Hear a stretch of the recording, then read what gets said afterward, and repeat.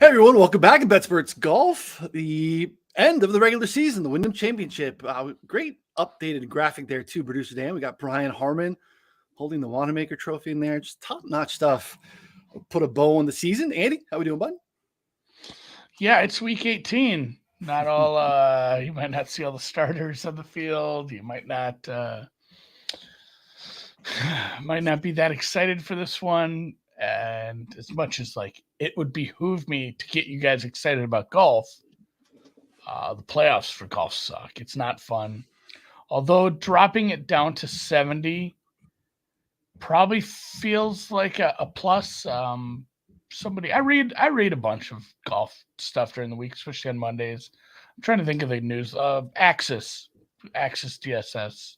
He's a guy on Twitter, but he has a little newsletter too that once in a while there's some good nuggets in there. I like to read as much as I can from other people and see what they're saying. And he had the same point. He's like, if it weren't 70, would you be getting Justin Thomas in Minnesota and down at Sedgefield here? Would you get some of these names and have to chase it? It's like it makes it a bit of a playoff race, a chase at the end here for some of these events that are not huge events. So definitely probably a plus for the 3M and Wyndham that they dropped it to that amount, and it's going to be fun to see because there's a bunch of guys that can get in. I'm not even going to try to make a chart. There's people that are much better at that. This guy needs a T14 with can't be tied with more than 8 guys at T14 to get in, and this guy can't win. Like there's always those scenarios, but there's plenty of people that can win this and get in. Obviously, a bunch of guys who can top 20, top 30, top 40, whatever their position is, and get themselves into the playoffs next week. And I'll be here next week. Week after that, I will be on vacay for what's our second leg? BMW. The BMW. I'll let you handle that one. You'll have to bring in a guest or something. Maybe I'll handle that. I'll talk to somebody since I'm the asshole that's leaving. Dan's gone that day too, producer Dan, and it's gonna be you're gonna have a backup producer. I'm gonna try and be at the event. So that's actually adds another layer. Maybe it's a solo. Yeah, maybe it's a solo pod from the event. Boots on the ground. Yeah, this is behind the scenes mapping out of the planning of the show. But yeah, we're still waiting word on credentials so I can get in there. I have some questions lined up for the guys. If I can't, I still have shout out to our buddy Tybo, tie us some connections, and either way, I'm going to be at the event in some form. But yeah, I mean, we'll see. We'll figure it out. But yeah, actually, I think the St. Jude. Look at this. Yeah, this guy. A little yardage book from the 3M. Yeah, this is what credentials get you. It gets you a free notebook. I like it. If it only goes that well for me. So yeah, I mean, I like the St. Jude. Going down to 70, I think you make a great point. It does help the Wyndham. It did help the 3M. And, BMW, we're going to have, first of all, Olympia Fields is a fantastic venue, south of Chicago, southwest a little bit. Great venue, tough golf course. We haven't been there since, I think, COVID. We had the ROM DJ dueling putts down the stretch there at the Olympia Field. So great track. And they get rid of the top 50 in the FedEx Cup playoffs. I mean, as far as like field strength, that's going to be a fantastic event. Now I get your East Lake, when we go to the finals, the top 30, that's kind of it's a crap. I like actually a great course. It's just a crap betting event because of the way that they structure, the scoring based off of the FedEx Cup playoffs. But yeah, you could bet the, no adjusted scoring and handle it that way. But it sucks because that's kind of a neat course, similar to what we're at here with Sedgefield, with the Wyndham. But yeah, again, I like this event. I like this course. I like handicapping this one because I like these events where we have some really strong history. We kind of really understand the golfer archetype that succeeds here. And we've seen course history be fairly sticky here. Guys showing up and, the kind of golfers that do well here tend to do well more times than not. So pretty excited about this one, even though, again, not a great field, but a little bit better to your point, either guys jockeying for position or guys still trying to work their way into the top 70 now that it's gone from 125 to 70. So yeah, and didn't work out for me last week, but I've kind of ended up in the same spot as I did last week, where it's like there's too many players I want to bet at their current prices, considering I don't love the top of the board. I love the middle to bottom of the board, and there was like 15 guys I had circled off the bat. And I said, I can't bet 15 out. Andy, you can't bet 15 outrights. Like, yeah, maybe you can. Maybe you do. I don't know. Some people do. Said I'm gonna trim this down to 8 to 10 guys, and I started crossing people off for one reason or another. Ended up with 8 again, so I kind of sprayed the board again. Went with smaller bets, but I mean, I have a 40-1 bet, and then everybody is 80 and above from there. So it's a lot of long shots. We've seen long shots. We saw, Jim Herman win here at like 500-1. Yeah. There is a skill set that works. Like you said, this is one of the more predictive ones as far as course history, but also the people with, certain skill sets rising to the top just year after year after year. And, obviously quite a bit different than what we saw last week. And it's Ross, it's positional golf, and there's guys who are good at that, and there's guys who aren't. So I picked some guys I like this week. I sprayed a bunch of outrights, and happy to go back to the well and shout out to – I'll get to him when I get to him, because I bitched and moaned about Siwoo Kim being up by 10 strokes after the first round and losing his matchup somehow. Doug Gim, down by 8 strokes in his first round. Just goes out there and just bottles it. Yeah. And if he hadn't done that, the guy might have been chasing Hodges, because he went out and shot like a 199 in the final 3 rounds. It was basically like, here's the same or better round than most of what the top 10 shot. So the problem, Hodges posted a 193 in the first 3 rounds. That made it pretty tough to watch. Yeah. That's what kind of ruined the end of the tournament. But yeah, the 199 there after the 74 was pretty awesome for beating, because Fenson wasn't going away. It was a sweated out weekend for that matchup. Yeah, we've had 2, again, like, kudos to Brian Harmon. I don't want to poo-poo on his major championship win. Lee Hodges gets his first win, and just kind of boring, weekend golf in particular, because they just were on cruise control. Like, like Hodges didn't take the foot off the gas at all, even on Sunday. You knew right away when he went for the green in 2. I don't know if that was like the 6th hole or something like that, where you just 6 is a par 5. I mean, right away you knew it was over. Like, he just put himself within like 12 feet for an eagle putt, and that was the end of it. So no one had the chance to even chase. So hopefully we've seen cut a tree down, man. I was like, I'm done. I'm done. You didn't go Sunday? Attention. Yeah, it was. No, I thought about it. It's like, it's an hour and 45 minutes from my house. Oh, okay, yeah, that's a hike. It's like, it's in Minnesota. This is Andy's backyard. Andy's backyard is where his hammock is. Blaine is up through, and at least you're not dealing with rush hour when you're driving on the weekend. But I mean, you got to get up there, and then it's a 10-minute bus drive, even from the good parking lot. Like, I got in the good parking lot, and you still have to take a nice bus ride over to the course. So I only went on the days where it was like walking on the surface of the fucking sun. Okay. It's like 98 degrees during those practice rounds. Guys just sweating their ass off. It was fun, but no, I ended up not paying attention a lot, except for the 2 matchups that I had still grinding. And then I did play some Sunday matchups. I will say this, and anyone who's in the Discord can look forward to this, I guess, for the swing season too. I've been playing with a different metric for in-round matchups, and I still need to go back test the stuff I didn't play. I want to back test all the matchups using this and see what kind of signal I'm getting. But the 2 that I showed the strongest signal in, they won by like a combined 8 strokes on Sunday. Okay. So I like it. Yeah, I think we might be back to figuring out. That's been my white whale for like 5 years now, figuring out round 4 matchups. Sometimes the shit that works in 1, 2, and 3, it just isn't the same in 4.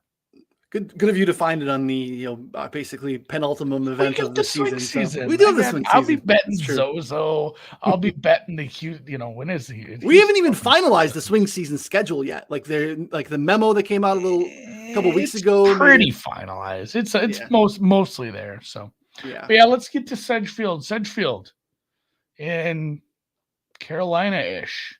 Greensboro. Yeah, because that's we have a new narrative. We had the Wyndham narrative. Says this used to be, and I know we don't want to go long on the Webb Simpson narrative. This was the Webb Simpson Open. I think we have a new guy that's going to take precedent here. We'll get to that later in the card. There's some more prevailing narratives that I think are stronger than Webb at the twilight of his career. But we're in Greensboro. This is a par 70. That's pretty short in terms of, what we typically see here. And you mentioned the Donald Ross track, very similar to some other, even Pete Dye tracks. So you've seen the courses played to an average of 1.33 shots under par, which is the 10th easiest course on tour. Main defense here is going to be the Bermuda rough, even though it's not going to be growing out long. Bermuda can be a little bit grabby. We have some undulating green complexes, so proximity, being in the right place on the green matters. And there are some strategically placed fairway bunkers along with the tree line fairways here too. So again, premium position off the tee. You have to be on the right side of the fairway, not just in the fairway, be able to attack these greens. And there are some pretty drastic splits in terms of greens and regulation on the fairway and off. The green and regulation rate from the fairway is one of the highest on tour. It's like 85%, something crazy like that. So if you were painting fairways, you're going to be in play. It's like 54% if you're off the fairway. So you're either going to be dealing with the grabby Bermuda, or you're going to be dealing with the tree line fairways. So again, accuracy off the tee, distance from the edge of fairway, fairways gained, whatever those statistics that you like all of those in some form matter quite a bit here this week here at Sedgefield. So and there's some interesting corollary courses. When you look at guys that have played really well, and you look at basically any of the Pete Dye tracks, you can get to Sawgrass, even if we go to Colonial or Walleye, Sea Island in South Carolina, there's a lot of similarities. Harbortown, another Pete Dye track. A lot of these similarities, when you look at the leaderboards, when you look at the guys that tend to fare well there, tend to fare well here. So that makes it a little bit easier, even though it opens up some of the back end guys because you don't need the distance. It does narrow down in terms of the player pool, some of the stickiness event over event. Yeah. And like you mentioned, Donald, the Ross courses, you're going to see these complicated green complexes, undulations, some tough around the green if you do miss. And that is a stat. We've talked about good drives gained a little bit here and there. Maybe one to avoid this week, because that does, that's a stat that includes finding the green in regulation, even if you miss the fairway. It's just so much harder here. And using that stat, be like, you're going to find a lot of the sample size you're going to use is people hitting out of like 3M's rough last week, which was not very difficult. It was very trampled down in spots, or some of these spots like hey, this guy has been good at good drives gained. Well, the sample size you're using is including Detroit, it's including 3M, it's maybe the guy skipped, it's some of these lower tier golfers who didn't make it over to Scotland, England. So it's including like Barracuda numbers and whatnot. It's true. It's just not the same as playing this Bermuda rough. Playing this, obviously it's a weird part of the season to pop back down south, but we're going to pop all over the place now for the playoffs. So it maybe if you were able to look at that just in Bermuda splits, that would be probably a little more acceptable, but kind of take it easy on that, because this rough is going to play way, way different than honestly most of the rough we've seen, even in England, Scotland. Like that was a completely different kind of beast if you're off the fairway. This is really, really going to give you weird flyers, weird angles. It's going to come off the club face funny. It's going to grab at it. You have to have some good club speed to even get where you're going, and then you're going to end up with some funny spin, and it's going to be hard to catch some of these screens in a lot of instances. So yeah, the guys with accuracy, never more of a premium than here, I suppose. Yep. You can head over to the site. You can check out Ron's course preview. That is up there. Actually, my betting preview is up there this morning as well. My full card is posted already in the Discord, and I think you're going to find some of these things, especially outrights, which we kind of bemoan sometimes and joke. Andy hates good numbers in the outright market. He did strike a little bit earlier than normal this week, so you did not get completely cooked. But again, some of these numbers that we have posted early on Monday mornings are completely gone come Tuesday. So I think that's advantageous to get in there. And closing line value and golf outrights, not the same as betting NFL sides and totals, but you still would rather have the best in the number whenever possible. So $19.99 for a month.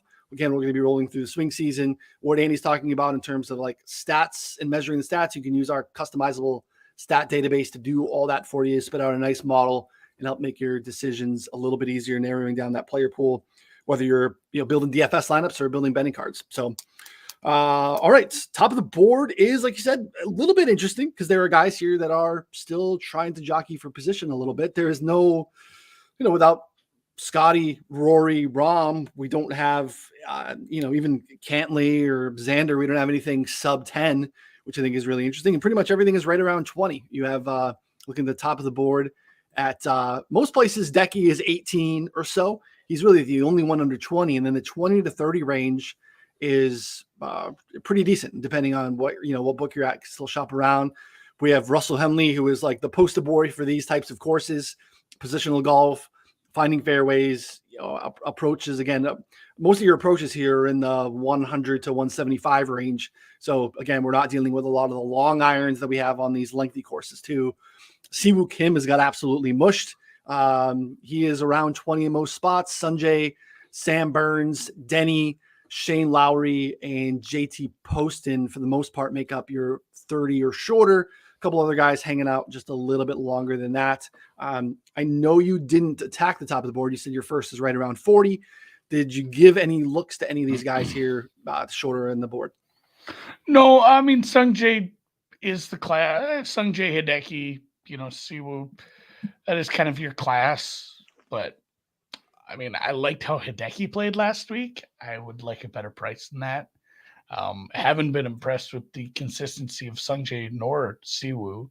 No interest in playing in those prices. I've been a Russell Henley guy, but I'm a Russell Henley at like 90 to 1 kind of better. I'm not a Russell Henley as a favorite. I know. Better. I agree. And then, from there, like Poston at 30 was interesting. Same thing with Denny, and Denny came down. I almost bet Denny at 30 or 35.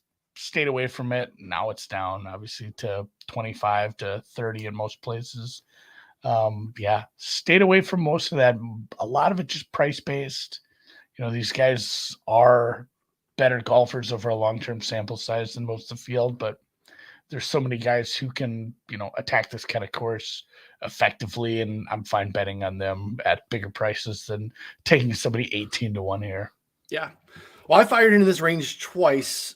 But they were 35, both of them at the time, and that helps make it quite easier. I'm surprised to see the Sanjay or the Siwoo number get absolutely smushed down to 20 in most spots, but I kind of get it.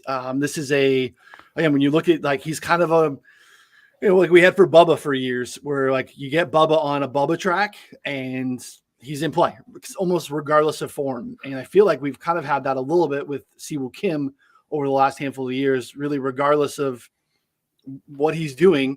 You get him on these tracks and he is in play. He said that Sedgefield is his favorite course to play. He won here back in 2016. He had like a 60 on the weekend there. Absolutely smoking hot. He had 3 straight top 5 finishes here up until last year. Last year he withdrew on, I think, Saturday night or Sunday.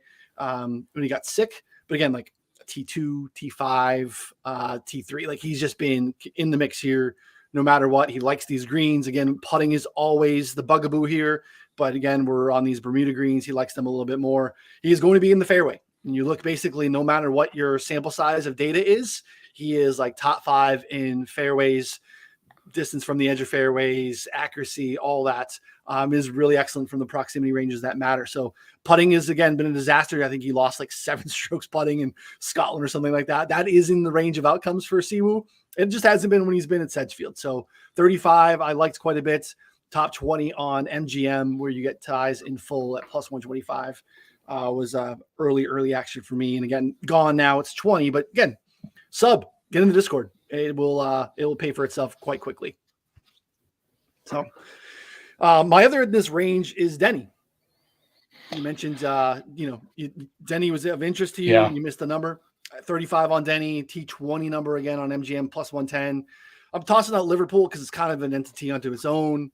Obviously playing a major championship, playing link style golf. But before that, was playing really well stateside. Solo second at Memorial, couldn't close there. But then a T20 at the U.S. Open, T7 at Travelers, which profile similarly, accuracy off the tee because there's a lot of water there matters. And then a T6 at John Deere. So he missed the cut here last year, which is weird. I looked into it. He sprayed it off the tee in the first round, which is not what he usually does. But again, T15, T9, and T22 for the 3 years prior, and I think he's playing significantly better golf. And then we have like 9 par 4s here. This is par 70, 9 par 4s that are 445 or shorter. So these short par 4s matter quite a bit. Denny is the best in the field. Last 24 rounds, last 50 rounds, that matters a ton. And again, we know you got to make putts here. And Denny is as good as anyone when it comes to making putts. So again, I wanted to look into that a little on Denny too. I was worried. I'm like, some guys just don't do as well on the Bermuda. But I mean, if you know Denny, and Denny putts well. Denny putts well on every surface. Yeah. Like there's a drop off. I'm not going to say there isn't like some drop off, but it's negligible. Like from Bent to Bermuda to POA, it's pretty small. He's just gaining across the board. He's good everywhere. So doesn't matter which greens he can putt. And yeah, I was close. It might be something I live at or play a top 20 on. I like him quite a bit. Just again, it's a low scoring event. We say it's positional golf, but it's positional golf slash putting contest. Yeah, like the putting contest is secondary, but it's definitely going to come into play. Ron had it in his notes. He said last year the top 4 in the leaderboard each gained 4 strokes putting. 2 years ago, 22 of the top 23 gained strokes putting overall. 18 of those players gaining 3 strokes. And then in 2020, you had to go all the way down to 27th place to find a golfer who lost strokes on the green. 18 of the top 20 gained at least 2 strokes. So again, you have to get low here. You're going to get into the minus 18, minus 20 range for sure for your winner or for your top 5. So your guys to win here have to be good putters. And Denny, it's more than putting of late. It's kind of why he's emerged. And we're paying significantly shorter prices for him at the John Deere. This field's better than the John Deere, but not like 2-3 times better than the John Deere. It's a case I have for someone else here too that we were looking to bet significantly shorter odds on. So yeah, Denny 35. I still like. Let's see what's out there still. What's the best number that you have? Probably a 28. Yeah, 28 is the best I see. FanDuel, Caesars never has the best golf number. 28 on Caesars, 28 on FanDuel, 28 on PointsBet. So Chris is 27 and change. 27.50 yeah. for Denny McCarthy. Speaking of Bermuda putting, Sam Burns interest you at all? I know some people, made some Sam Burns cases. I just can't at that price considering the season. It's been very hit and miss for me. Like he's played really well, but there's just little chunks of his game that are missing. And then it's like, we go and see, some of the results he's had, some of the wins he's had. I'm trying to find my Sam Burns notes here. Just it's not been great. Yeah, Valspar. I mean, a good finish at Valspar. That's like his place, though. Yeah, it is. He's won good finish at Heritage. Like if you want to go comps, but then there's been a handful of missed cuts. Places like Wells Fargo where he shouldn't be missing the cuts. You expect him to do better in Canada. I don't know how I feel about the Open. Yeah, you can forgive a guy for playing poorly on links golf if you don't have a ton of experience. So such is life, but a little bit up and down for me at that price. So I avoided him at that point. And yeah, I went further down and stuck to my guy, Aaron Rye. And this was another one that was like, if I get 40, I'm going to have to bet him. I feel like I look at this picture every week on the show. It is. I think Dan might just be doing that, using the same damn picture as a gag. But he was he was somebody I bet on last week. He's somebody I use in matchups. He's somebody I like. Feast or famine a little bit with the putter. When I did look at guys, and I'm perfectly fine being, for the most part, being team no putt. I will bet on you. I'll take a guy this week just based on what you need to win this. I had to get a little further away from that. If you are team no putt, if you can't putt, consistently, if you lose strokes a lot, I didn't wipe you off the face of the card, but you were quicker to get cut. And Rye has gained over the last, few handful of events. Obviously, the 3M, like we just said, different putting surface, but the Detroit, the Travelers, like, gaining a little bit, which I'll take, considering, he had a stretch there where he lost strokes like 20 out of 25 events in a row on this side of the pond. And, that's kind of what you're expected to get from him. Somebody in the Discord mentioned this. It's like, well, he putted pretty well last week. It's just his ball striking and tee to green numbers weren't elite like we'd seen the last few weeks. And I don't know. I don't know if it's a weird trade-off. It's a goofy course with all the water, and some guys do struggle with that, but he matches up well here. And the fact that the putting is starting to see some improvements, I love him at 40. I think you can still get this at 38 or so at a lot of places. Yeah, you can get 40 on DraftKings, 40 on MGM, 40 on PointsBet. Looks like the best out there. You can get 37 and change now on Chris, 35 on Bet Online. But yeah, just feels like a good place for him. And yeah, I mean, you hate when you want the team no putt guy to finally put the putting together, and then all of a sudden he falls back a little bit in terms of his most predictable, bankable skill set. But yeah, Aaron Rai feels like an Aaron Rai course for sure. Don't hate that at all. And then you're now into bomb section almost, right? You're like 75. I have the next one on board, I think. Yeah, I'll let you talk about this because this was a good. No, this was a bad price. I shouldn't say anything good about this. Like this was absolutely a mispricing, and if I had legal books, I sure would have joined in on this because I wasn't seeing numbers like this. So I used our customizable stat database, ran a model on Sunday night, and I had a feeling that Alex Smalley was going to be a play for me. And then I ran the model, and he came out like 1, 2, depending on the time frame in which you're looking at. And like that was narrative aside. We don't have any narratives. And then I knew once we got some of this stuff out into the ether, people would kind of just soak it in, and that would absolutely demolish his price. It didn't demolish his opening price though. There were 70s, 66s for a little bit on Monday morning on Alex Smalley, who we're in Greensboro. He's a Greensboro native. He went to Duke. Sedgefield is his home course for like the last 3.5 years. He plays here all the time. I said he's played here over 100 times in the last handful of years. Just without all of that, he checks all the boxes we want this week. Great par 4 scoring, accurate off the tee, irons from like 100 to 175. He's been terrific. Putting is he's kind of that team no putt guy for the most part. It's the most inconsistent part of his game.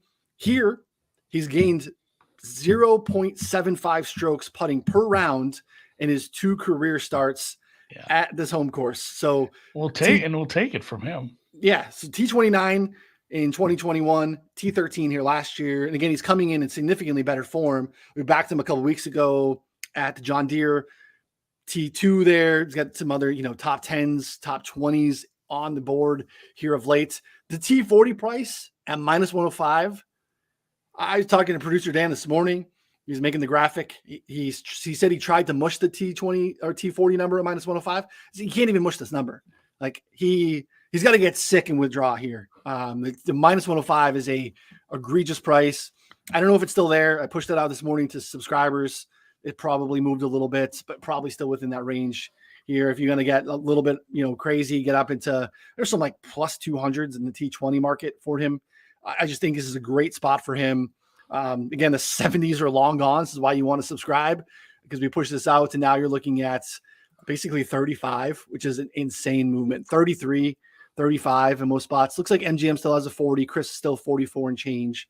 So long gone are the 66s and 70 that were here on Monday morning. -115 now on FanDuel, according to producer Dan. So yeah, Smalley, he's the new Webb Simpson from a Wyndham narrative standpoint. He is going to be a pretty easy first click for people on Monday mornings moving forward.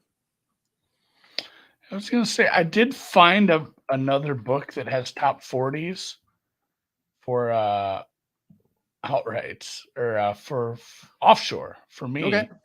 But it's one of those books where it limits. I was telling Drew this the other day. So like if you bet, it's $100 limit, but on an event. So if you bet $100 on a round one matchup, you can't put a penny on an outright because it's the same golf tournament. It's almost useless. DraftKings?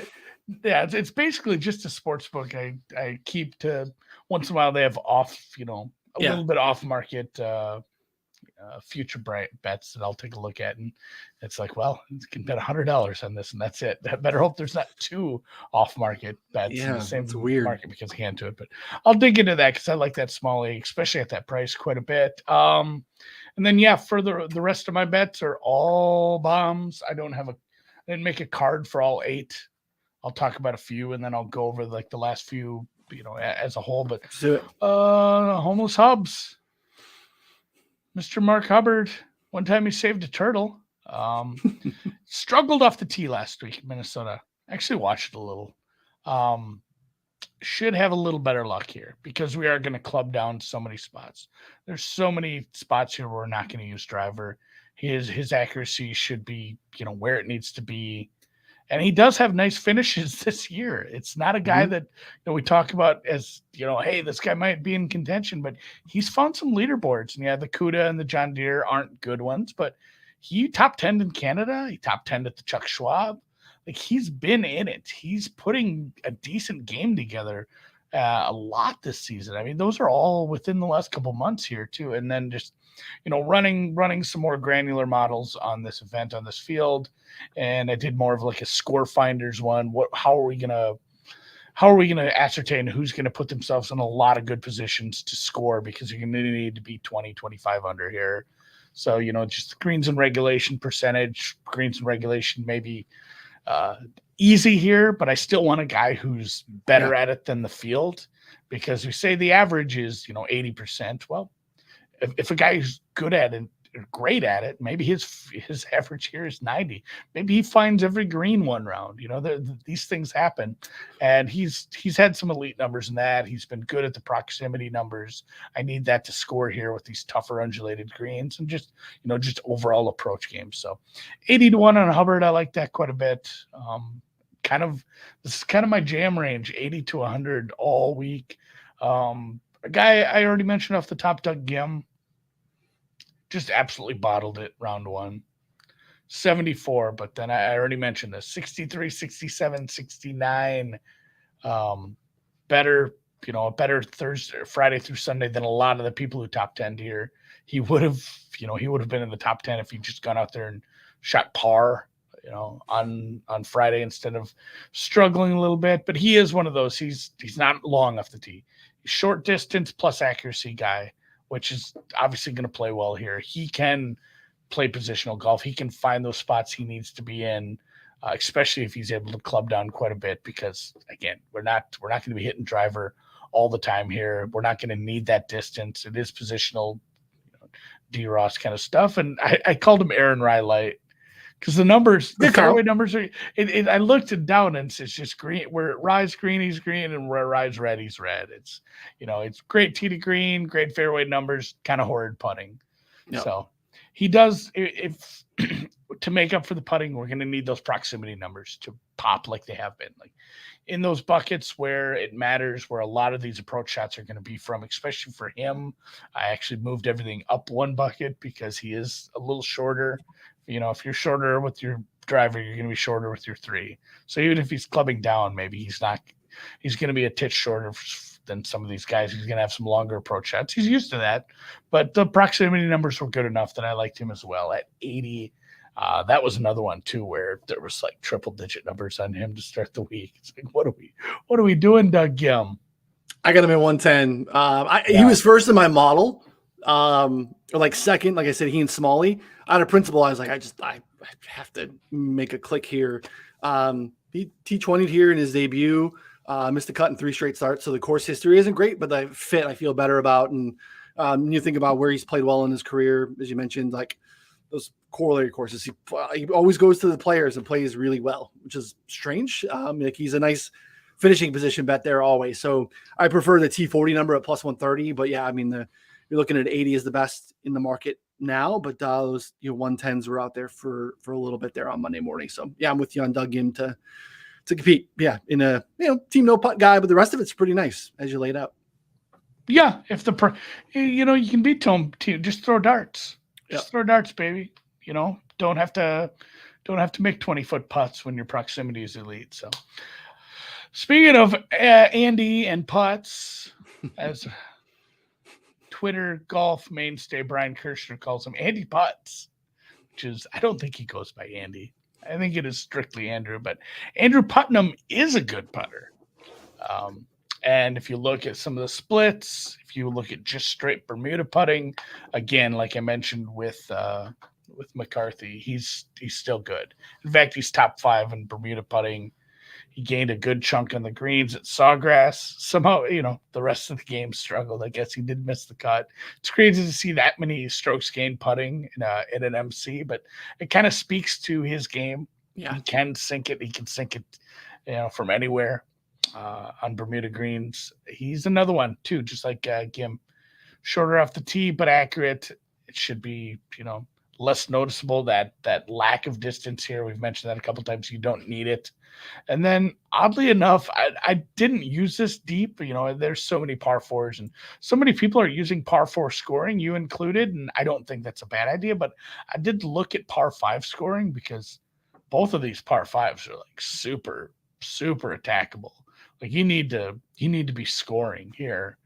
And he's short off the tee, but his par 5 scoring amongst this field is pretty elite. He's been good at just working his way around the par 5. So I'm fine with him. I think this positional golf suits him well. Yeah. I like another 80. I think everybody's 80. Just you got a bunch of 80s? 80. I just found that chunk of the board and just blacked it out like bingo. We think we have one overlap. If I'm not mistaken, let me double check.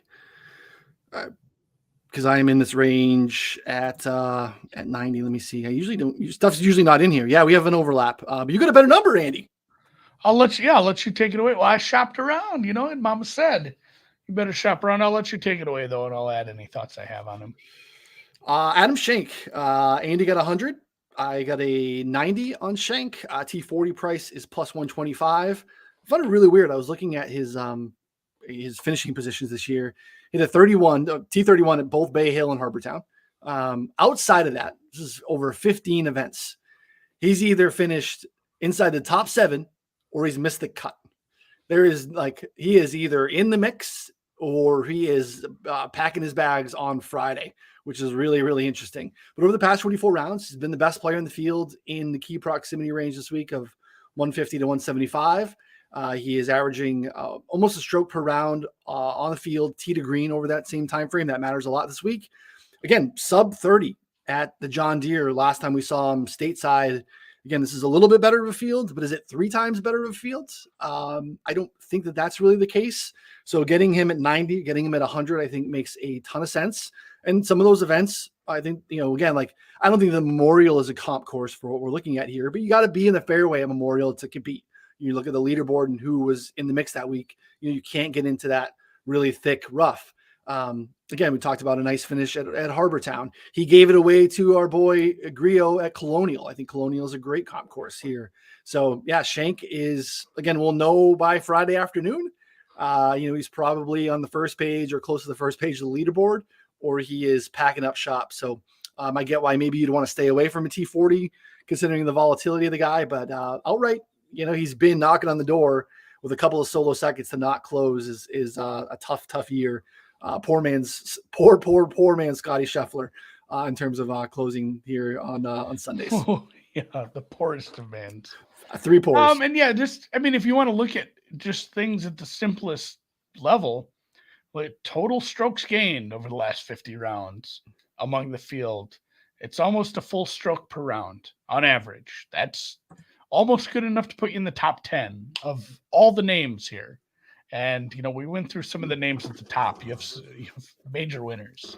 You have some people who've won on tour this year. Like Schenk has had a nice year. It's been consistent, just obviously hasn't gotten it done. And, it's kind of one of those where, we focus on one part of the game or another. It's kind of consistent across the board. So I like him quite a bit. I got him, like we said, at 100. That was just kind of too good to pass up based on where he was in some of my modeling. And then the long shots outside of Schenk, another one too that I got at 80. Like I said, I blacked out the 80 range, but Brandon, you know what? I don't think they're related. guessing it's a very common last name. They have the Woos. Brandon and Dylan Woo. So there's no confusing. If you want to tail all my outrights, you're not going to screw up and bet the wrong Woo, which can happen. I bet them both. They're actually kind of close in salary range, but Dylan Woo, kind of the same thing. Just has been good across the board. The par 5 scoring, the approach game, the tee to green numbers are pretty good here. And then Brandon Wu was kind of a proximity monster when I looked at some of that stuff too. And again, just good enough tee to green numbers here where that's a huge ass number. So both of those guys already talked about Shank, and then Chun and Yu, Kevin Yu is he a cousin of Dylan and Brandon? No, it's Yu, not Wu. It's a whole different thing. Shitty short game, but another one where the rest of the game is elevated enough where he's, pretty, not elite, but pretty good in this field for a number this big. 5th off the tee over the last 50 rounds in this field, and the ball striking obviously 11th to go along with that. So just good enough numbers for somebody that's 115 to 1. And I'm trying to think where did he end up last week? He was 37th, 6th at John Deere, 7th at Pebble Beach. One of these where's my guy one of these guys had a pretty good round. Soon you'll know. That's a whole different guy. 67 in round 3, 66 round 2.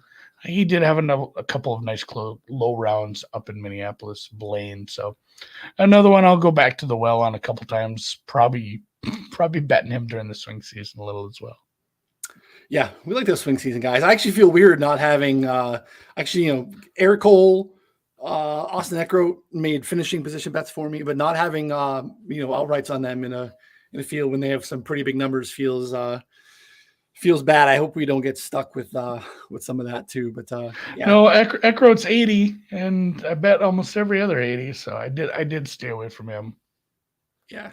Don't hate their fit here either, but yeah, I feel pretty good about, again, going to the top a couple times, even the 35 just kind of changes the way I'm going to approach it. Poston was the other guy that I almost went and really considered, as you mentioned too. I think you gave him a long, hard look at the top ish. Carolina guy playing fantastic golf, couldn't chase down Lee Hodges last week, but he's just been in the mix a lot. So Poston is interesting to me at the top there. But yeah, a lot of, again, full card on the site for my finishing position bets. Threw a 7-legger in there, Andy. 7-leg make the cut parlay for the people, plus 508. You could T40 7 legs. We used to throw 25 leggers together every major. Back R.I.P. Tony. Oh my God. There was a couple that was like 24. Just baffling. The one guy missed the cut at the Masters and kill it. I had a 15-leg make the cut parlay at Torrey, and Zalatoris was the only missed cut. 15 legs. Zal, who I used for one and done that week. Missed the cut, so that was tough. Rest in peace, Zal. Hope you're feeling better. We look forward to. Oh yeah, one and done is going to be a little tricky this week for people who have, some decent names left over. I know I've used Hideki. I've used Sungjae. God, it might be Shane Lowry time. It's Alex Small time. I'll be cheering for Ludwig to play well. He played really well Thursday, Friday. Weekend was he made a 9 on that 72nd hole. That hurts the overall score. I'll be cheering for him to play a little better this weekend. I'd like to see him on a Ryder Cup team for financial reasons. But yeah, we'll be cheering for our guys as well. So, Ludwig's going to have to make some inroads on the Euro swings, not swing season, but he's not qualified unless he wins. I don't even think if he wins, he's in the FedEx Cup playoffs. So he's going to have to go over to Ireland and Switzerland, and I almost think that's probably benefit to just go over there and play in front of and play with your European guys instead. Yeah, instead of trying to, more than likely if he wins, he's only playing 1 week. I don't know how far that catapults him. It's a smaller purse, smaller points, but I don't think that automatically puts you in week 2. So No, I'd rather see him go over there and play and get a few good results between here and September. Yeah, I mean, I to talk about Ryder Cup extensively, but it's coming down the pipeline. Was it late September? Week 4 of the NFL season, I think it is. But God, I love the event so much. I can't bet on Europe, but I think Europe right now is an absolute smash bet. Like I bet it. 175, 190. There were 2-to-1s out there again. Like, what are we doing with that? I mean, just Rory, Rahm, Vic. I mean, what's our top 3 right now? Like, no offense to Brian Harmon, but like he's in and he's on the team now. Like, I'm happy if I'm a European. He's playing good golf, but this is not the same. No, you need good experienced players to, take this down if it's close on a Sunday. Keegan does have experience. Keegan feels like, I mean, what do you like? Keegan, Tony, JT, like Keegan's playing best and he has a little bit of experience. I don't know. It's such a weird dynamic. Let's just say, the top 6 are obviously in. Let's say it's Homa, Young, Spieth, Keegan, Colin. Spieth's in without a doubt. Yeah, it leaves. I'm saying like Homa, Young, Spieth, Keegan, Colin. I'm putting him in. Leaves you with 1 spot left. Sam Burns, Justin Thomas, Denny McCarthy, or I don't know, Finau, Kirk, Thigala, Hoagie, whatever you want to get real weird with. What are you doing? I'm not even sure Cam. I'm still, remember we did this draft? I took Denny McCarthy at the 12th spot. I still don't think it's crazy. Like, if he plays well again this week, fuck it. Like, McCarthy might be your 12th guy. I still think, I know no one agrees with me at this point, and I know he's done nothing to earn it, but I still think there is more than an outside shot that Justin Thomas is on this team. Again, he is not playing very well. Like he's having blow up holes. Yeah, it doesn't matter in match play. You shot a 12 in that hole. Now you missed the cut. You shot a 12 in that hole. It's the same as shooting a 4 when he shoots a 3. It doesn't matter. I really think his experience probably gets him on. You throw him out there with Ricky. You throw him out there with Spieth. You don't play him when you don't have to. He plays less than, typically is playing all 5 events or all 5, matches. You probably don't do that. You probably play him 3. Minimize the damage that can be done. But I don't know. It's just such interesting dynamic of, the back end of the Euro team has a lot of questions too, but man, their top is so strong. Whereas, we had, it's like Scotty and what right now? I mean, I don't want to these guys have earned their way. I feel good about, Max when he's probably out there, but not a lot of experience. Max, President's Cup team, hasn't played on a Ryder Cup team ever. Europe hasn't lost in Europe since 93. So they were a pretty big underdog at Whistling Straits, but it's a very different layout here in Rome than what we have going on at Whistling Straits. So yeah, I mean, Europe, if you don't mind, plus 175, I think still on FanDuel. I think you could find some plus 90s offshore. It makes a ton of sense to back the Europe side, in my opinion. But yeah, still don't know what's happening with the back end of their team either. But it's going to be very interesting. My second most confident player, if I'm the U.S. captain, is probably Jordan Spieth after Scotty. And he's he's 10th on the list here, 9th. It's Brooks. Obviously, I'm not worried about Brooks. I don't think moments get too big for him. But then it's just kind of a mess in the middle of. I have to go look at match play records for some of these guys, but yeah, it's probably Scotty, Brooks, and Spieth is our 1, 2, 3 right now. That's your 1, 2, 3, and then Xander and Cantlay, and then Wyndham, Harmon, Max, Cameron. I like the fit for Colin. I think the course for Colin is solid in terms of what's going to be necessary here. But outside of their top 3, you still get the Fleetwoods and the Hattons, who have been pretty competitive, playing really good golf. So yeah, I don't know. The Europe side is interesting. They're going to have some, interesting stuff on the back end, but obviously the, USA is as well. So can't wait for that in the end of September. Great TV event. Again, if you hate sleep, or willing to forego sleep, it's a fantastic TV watching event because when we're in Europe, it makes it a little bit trickier in terms of TV viewing. But I remember when we were in Paris, I did not sleep very much because they get started at like 1:30 in the morning, and I just would stay up. Yeah. So another one of those. So, all right, that was cool. It was cool. We whipped through it fast enough to have a little time for some Ryder Cup talk. Sean Kane, who he's serious because he's got headphones on in his Avi, says Henley McCarthy or Smalley winning. You wouldn't hate Smalley winning, especially at the number you got. I'd like to see Denny play well, just because then it'd be funny. I feel like I mentioned him twice now, but Kirshner laughed at my Denny pick. He said Denny shouldn't be carrying their equipment. So now I'm like, I don't even have money on it. I'm just cheering for Denny to play well so I can victory lap that one. When he gets on as like your 12th guy. Keegan is very interesting, though. And you wonder where, some of the relationships the captain has with some of these guys obviously changes things. We've seen this. If you go look at the standings don't matter all that much for the 11th and 12th guys on. It is, you'll see guys that were, I believe when Tony was picked, he was like 15th in the rankings. Like they'll go down there and get a guy. Scotty. There's not a big difference between like, the 10th and 20th ranked guys when it comes to these FedEx points. They want to get the guy they want to get on the team. So, yep. And Keegan's been here before. He's 4-3 in Ryder Cup matchup history. So he's hasn't been here in a little bit, but he's been here before and has been better. It just becomes interesting of like, it'd be nice if we're opening the door to Brooks. Obviously, in points wise, he's handled that on his own. It'd be nice if you saw someone like a DJ or Bryson, or you can't pick Patrick Reed, but if so, but Reed's 7-3-2 in Ryder Cup in his career. It would I know he's good, but man, the team dynamic. And that to your point matters a ton. And Patty Reed, but you throw Patty Reed out there against Rory every time and just try to shake the top of the board for them would be quite interesting. But Zach Johnson would get absolutely flamed for that for the couple weeks leading up to it. But it'd be very interesting. But none of those guys have really emerged.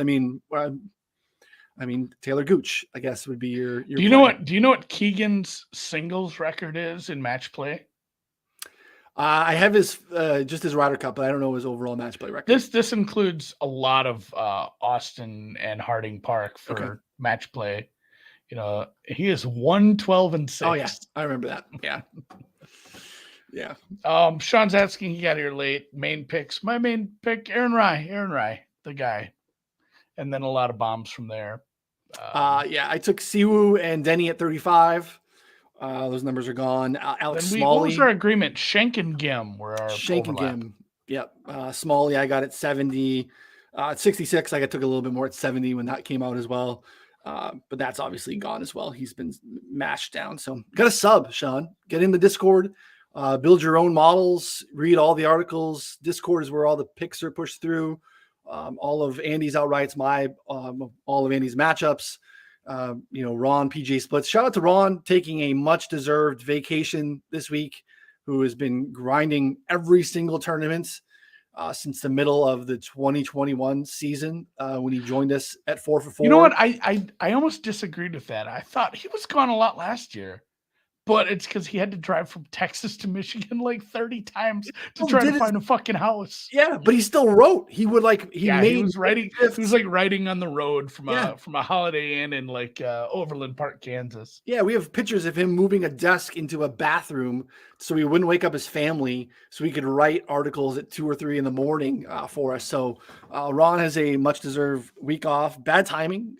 I would love to bow out of our office hours chat on Wednesday because I have lots of stuff going on, but it's going to be Andy and I this week. So I will be there. I'll catch you guys if you're in the Discord. Yeah, and that's another one last thing before we go. If you are a paying member and you're in the Discord, we do a quick any last questions, office hours, where we'll take and answer any questions, kind of discuss any last thoughts. 4:30 Eastern. Yep. Every Wednesday afternoon, we'll talk DFS betting, one and done contests, whatever the hell you want to ask about. Get in there and we'll be able to give our opinions on it at least. And there's always a decent discussion around some of the things that come up between now and then. So we'll see you guys in the Discord. We'll see you guys on Twitter. Appreciate you joining. If you are on the YouTube, do us a favor, hit the thumbs up, hit the subscribe, and we'll see you next week.